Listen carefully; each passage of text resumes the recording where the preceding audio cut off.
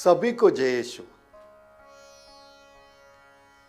आज हम तीसरे इतवार में पहुंच चुके हैं और आज प्रभु यीशु हम सबों को अपने शिष्य बनने के लिए और हमारा उद्धार करने के लिए आज एकत्रित किया है। और आज पहला पाठ में इस्यास नबी सिबलोन और नप्ताली प्रांत में उन लोगों से बात करते हैं जो लोग युद्ध से थक गए हैं, जो लोगों को अंधकार से भरा हुआ लोग लगते हैं। उनको लगता है कि ईश्वर ने भी उन्हें छोड़ दिया है। उन्हीं लोगों से इस्यास नबी कहते हैं, आप चिंता करने की जरूरत नहीं है, क्योंकि आपके लिए एक प्रकाश उदय हुआ है, एक ज्योति उदय हुआ है। ये ज्योति सिर्फ एक प्रकाश देने के लिए नहीं, मगर वो सचमुच में ईश्वर का हाथ है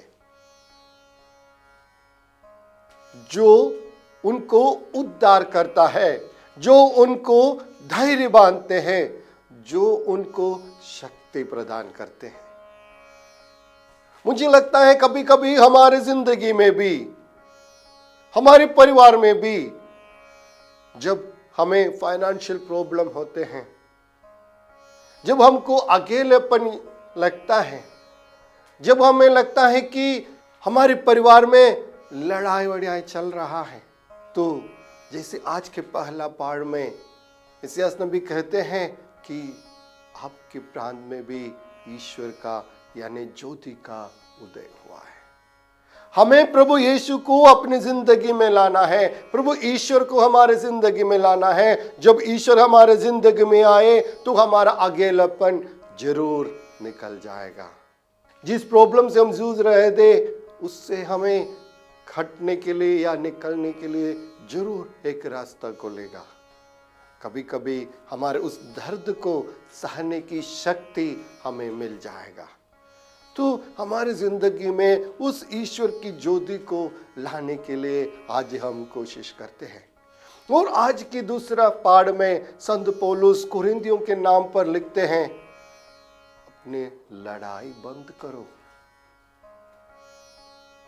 पौलुस उस कम्युनिटी को ऐसे लिखते हैं कि कभी कोई लोग कहते हैं मैं पौलुस का हूं, मैं अपोलो का हूं और मैं और किसी का हूं। इसे कर कम्युनिटी को डिवाइड किया गया। उस कम्युनिटी से जाकर संत पौलुस कहते हैं, क्या आप यीशु को खंड खंड में बांटना चाहते हो? मतलब क्या है? हम सब एक चर्च का हैं, मतलब हम सब एक ही कलीसिया का व्यक्ति है। कलीसिया मतलब प्रभु यीशु का शरीर। क्या जब हम एक दूसरे से अलग होते हैं, हम एक दूसरे से हट जाते हैं, तो हम उस यीशु को खंड खंड में बांट रहे हैं? इसलिए संत पौलुस पूछते हैं, क्या यीशु के शरीर को आप खंड खंड में क्यों बांटना चाहते हैं? बिल्कुल नहीं। हमारी जिंदगी का लड़ाई एक दूसरे के साथ हम मेल मिलाप करके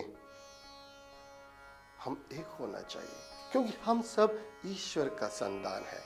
अगर मैं काला हूं तो तुम गोरे हैं या कोई और कुछ है, और इससे कोई फर्क नहीं पड़ता, मगर हम सब प्रभु ईश्वर का संतान है।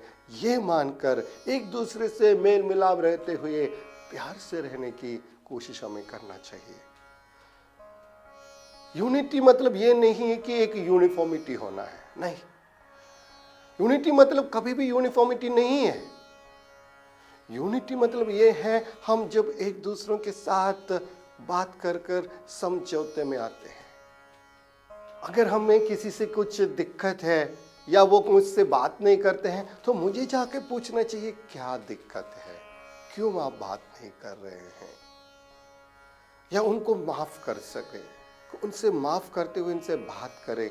उसके लिए संत पौलुस आज हमें बुला रहे हैं। आज जब हम एक चर्च में बैठकर एक प्रभु यीशु की इस वचन को सुनेंगे, तो हम सब अपने आप को अंदर एक निर्णय लेना है कि हम सब एकजुट होकर एक साथ ईश्वर की वचन को, ईश्वर की राज्य को इस दुनिया में लाने के लिए कोशिश करेंगे, प्रयत्न करेंगे। हम सब एक ही हैं।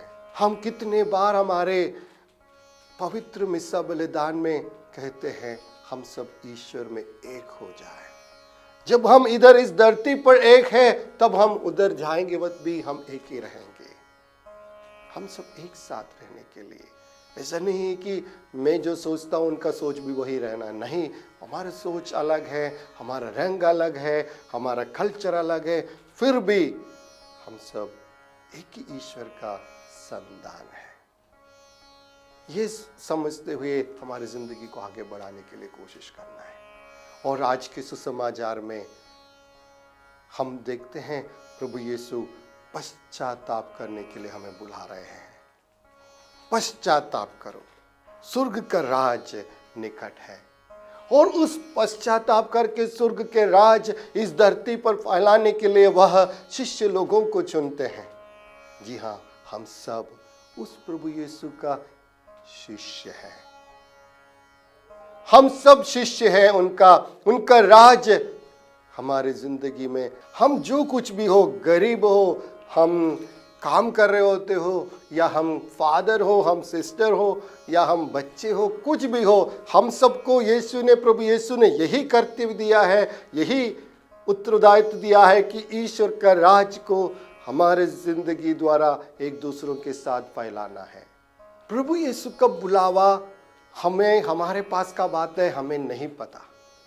देखो, प्रभु यीशु ने जब बुलाए तो किस को बुलाया था? किसी को समुद्र से जब मछली फंसा रहे थे तब बुलाए, किसी को टैक्स कलेक्टर, जहाँ टैक्स कलेक्ट करते थे उनके यहाँ से बुलाए, और किसी को जब जमीन में काम कर रहे थे तब बुलाए। तो कोई भी अवस्था में हो, वहां से प्रभु यीशु हमें बुला रहे हैं। तो प्रभु यीशु की बुलावा हमारे जिंदगी में कभी भी हो सकता है, और हम उसके लिए जरूर तैयार रहना है। मुझे याद है कि एक सिस्टर उनकी जिंदगी के बारे में बता रहे थे। वो सिस्टर यूएसए में 1.5 लाख से ऊपर महीना कमा रहे थे, और वो सब काम वाम छोड़कर एक सिस्टर बन गया। तो किसी ने उनके पूछा कि सिस्टर, अब इतने बड़े काम सब छोड़कर इतने एक छोटा सा कॉन्ग्रीगेशन में आकर काम क्यों कर रहे हैं? तो सिस्टर ने ये कही कि जब मैं 2 लाख 3 लाख तक कमा रही थी, तब मेरी जिंदगी में वो एक खुशी नहीं महसूस कर पा रही थी। जब अब मेरे हाथ में कुछ भी नहीं है, ना एक पैसा है, अगर मुझे कुछ चाहिए तो मुझे मेरे सुपीरियर से पूछना पड़ता है, और कहीं जाना है तो मेरे सुपीरियर से पूछना पड़ता है। मगर ये सब होने के बाद भी जो खुशी मैं महसूस कर रहा हूं, आपको मैं नहीं बता सकता हूं। कि प्रभु यीशु ने जब से मुझे बुलाहट दिया, उस बुलावे में जब मैं रहता हूं तो एक खुशी में महसूस करता हूं। उस ईश्वर के वचन को इन छोटे बच्चे और उन लोगों को जब बांटते हैं, वो जो खुशी मिलता है, वो खुशी जब मैं 3 लाख कमा रहा था तब नहीं मिलते थे। जब मेरे पास सब कुछ था तब नहीं मिलते थे। मतलब जब हम ईश्वर के काम के लिए निकल पड़ते हैं, प्रभु यीशु हमारे लिए सब कुछ हो जाता है। जी हाँ, हमको इस सेल्फ सेंटर्ड से लेकर एक गॉड सेंटर्ड लाइफ जीना चाहिए। सेल्फ सेंटर्ड से एक गॉड सेंटर्ड, मतलब हम अपने आप को नहीं, ईश्वर को देखकर हमारी जिंदगी जीने का कोशिश हम करें। आइए, हम सबको ईश्वर ने बुलाया है। हम कौन सा भी कहीं भी हो, प्रभु यीशु हम सबको यही कहते हैं कि ईश्वर का वचन एक दूसरे को आप बांटो अपनी जिंदगी द्वारा।